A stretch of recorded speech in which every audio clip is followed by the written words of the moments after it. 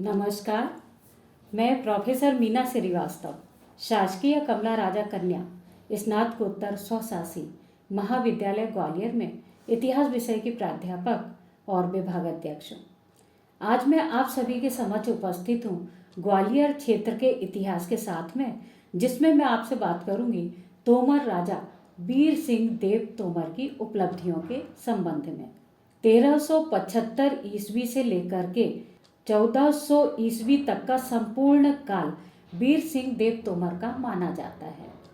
सबसे पहले मैं बात करूंगी वीर सिंह देव तोमर के प्रारंभिक परिचय के संबंध में। ग्वालियर के राजा वीर सिंह देव तोमर के संपूर्ण राज्य काल को हम दो भागों में विभक्त कर सकते हैं। प्रथम ऐसा के राय के रूप में वीर सिंह देव तोमर 1375 से 1394 ईस्वी तक रहे थे। द्वितीय हम ग्वालियर के राजा के रूप में बात करेंगे, जिसमें वीर सिंह देव तोमर का अधिकार 4 जून 1394 से 1400 ईस्वी तक रहा था। वीर सिंह देव तोमर ने चंबल क्षेत्र के हिंदू रायों या राजाओं का नेतृत्व 1375 ईस्वी से 1394 ईस्वी तक किया था, जिसका विस्तृत रूप से उल्लेख मेरे द्वारा प्रस्तुत ग्वालियर क्षेत्र के इतिहास के भाग 7 ग्वालियर पर तोमरों का अधिकार में किया जा चुका है। आज हम आपसे भाग 8 के अंतर्गत द्वितीय भाग ख ग्वालियर के राजा वीर सिंह देव तोमर की उपलब्धियों की चर्चा करेंगे। तो सबसे पहले बात करेंगे ग्वालियर के किले पर वीर सिंह देव तोमर ने किस प्रकार से अधिकार किया था। दिल्ली का सुल्तान अलाउद्दीन सिकंदर शाह हुमायूं 22 जनवरी 1394 ईस्वी से 8 मार्च 1394 ईस्वी तक रहा था।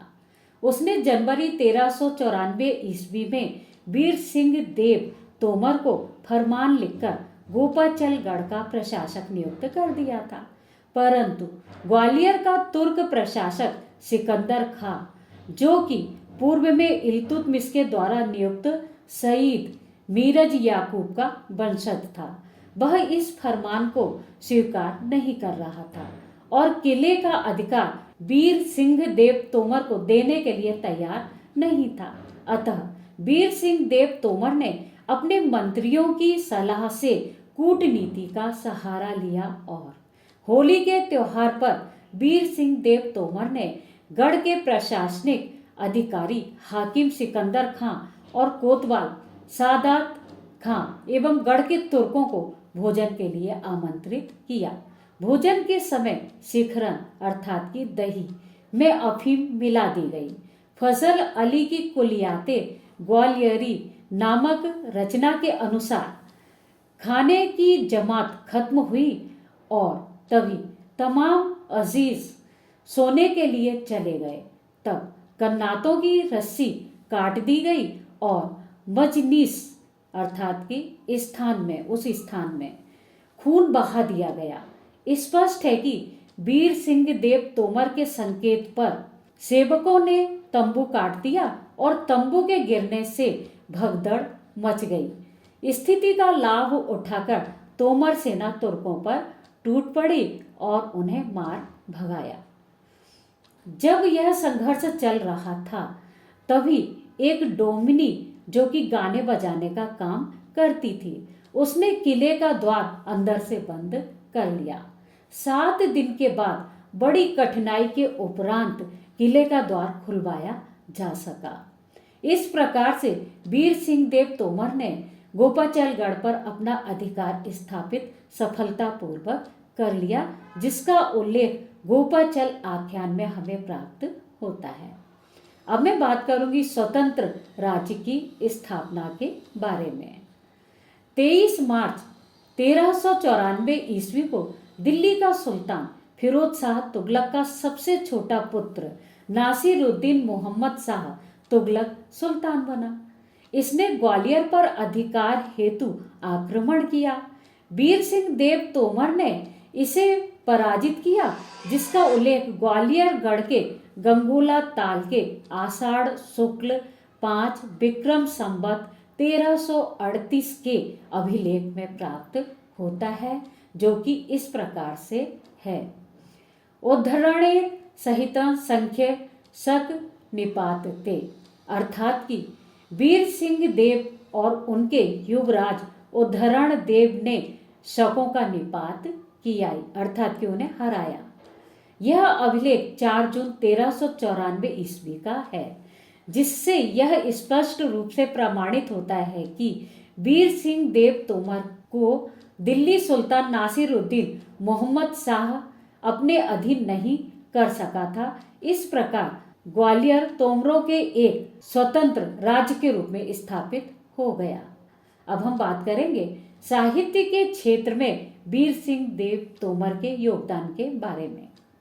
वीर सिंह देव तोमर संस्कृत का प्रकांड पंडित था तथा संस्कृत के विद्वानों को आश्रय भी देता था।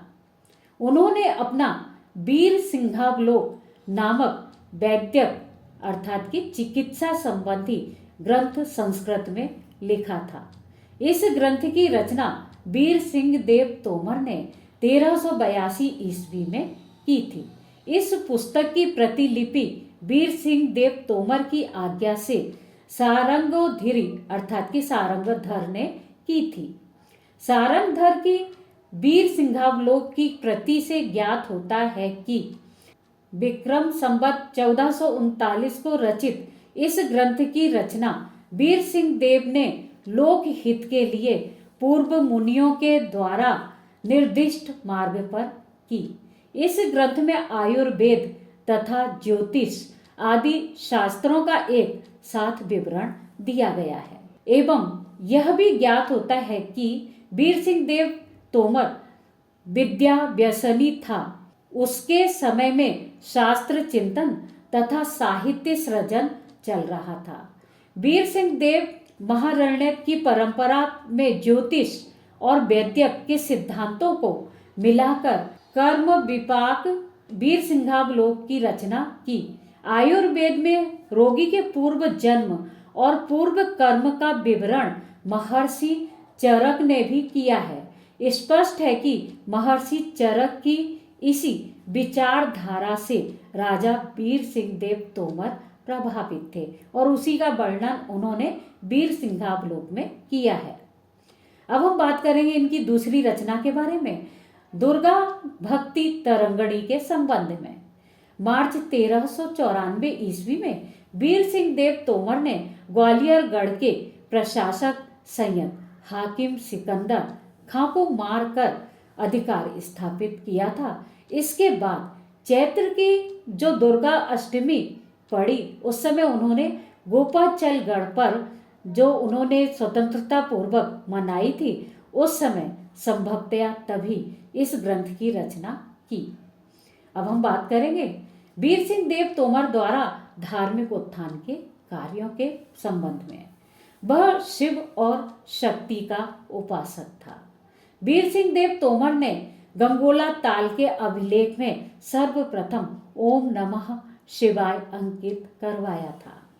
अपने पुत्र ढोंडा के नाम पर ढोंडा देव का मंदिर जो कि एक शिव मंदिर है उसका निर्माण भी उन्होंने करवाया था। वीर सिंह देव तोमर के राज्य में जैन धर्मावलंबी थे। गंगाधर जैन एवं गयाधर सूरी नामक जैन भट्टारकों का उल्लेख शिलालेखों में प्राप्त होता है। वीर सिंह देव तोमर के राज्य में सूफी संत भी थे। वीर सिंह देव तोमर के समय में ग्वालियर में कुरान शरीफ की पहली प्रति उतारी गई थी। वीर सिंह देव तोमर ने अपने विद्वान सारंगधर और जयसूरी के मध्य शास्त्रार्थ करवाया था और दोनों संप्रदायों के उपयोगी सिद्धांतों को प्राप्त करने का प्रयास किया था। अब हम बात करेंगे संगीत के विकास के बारे में उन्होंने क्या कार्य किए थे। वीर सिंह देव तोमर के राज्य में संगीत कला का विकास आरंभ हो गया था। वीर सिंह देव तोमर के राज्य में दक्षिण से संगीतकार ग्वालियर आए थे। दामोदर नामक संगीतकार ने संगीत दर्पण नामक और रागनियों को मूर्त रूपों में प्रतिष्ठित किया था। वीर सिंह देव तोमर ने वास्तु निर्माण के संबंध में जो कार्य किए थे उसके बारे में अब हम आपसे बात करेंगे। लक्ष्मण पौर का निर्माण। ग्वालियर द्वार से किले पर जाने के मार्ग में चौथा द्वार लक्ष्मण पौर के नाम से जाना जाता है। लक्ष्मण राजा वीर सिंह देव का पुत्र था और राजकुमार था उनका। लक्ष्मण को वीर गति प्राप्त हुई थी और उसकी स्मृति को चिर स्थायी बनाने के लिए वीर सिंह देव तोमर ने लक्ष्मण पौर का निर्माण करवाया था।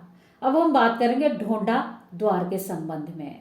वीर सिंह देव तोमर का एक और पुत्र का नाम ढोंडा था या ढोला शाह था।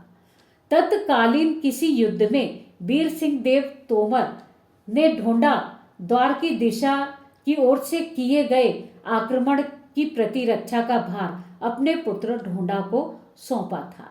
संभवतः युद्ध में ढोंडा वीर गति को प्राप्त हुआ होगा और उसकी स्मृति को चिर स्थायी बनाने के लिए उन्होंने इस द्वार का निर्माण अपने पुत्र के नाम पर करवाया। यहाँ पर शिव मंदिर उन्होंने बनवाया है। अब हम बात करेंगे मूल्यांकन एवं निष्कर्ष की। राजा वीर सिंह देव तोमर की मृत्यु 27 जून 1400 ईस्वी को हुई थी। वह एक वीर योद्धा थे और इसी कारण सुल्तानों से संघर्ष में सफल भी हुए और तत्कालीन चंबल क्षेत्र के राजाओं का नेतृत्व भी उन्होंने कुशलतापूर्वक किया था। साहित्य के विकास में स्वयं भी उन्होंने कई रचनाएं लिखी और विद्वानों को राजाश्रय भी प्रदान उन्होंने किया था। साहित्य की उन्नति जैसा महत्वपूर्ण अविस्मरणीय योगदान उनका हमेशा याद किया जाएगा। वीर सिंह देव तोमर ने धार्मिक समन्वय स्थापित किया था। वास्तु निर्माण के कार्य भी उन्होंने किए थे। संगीत के आचार्यों को राजाश्रय उन्होंने प्रदान किया था। तोमर रूपी सरोज विकसित करने वाले वीर सिंह जितने रणकुशल और नीति कुशल थे उससे भी बड़े वे विद्वान और विद्वानों के आश्रयदाता थे। धन्यवाद।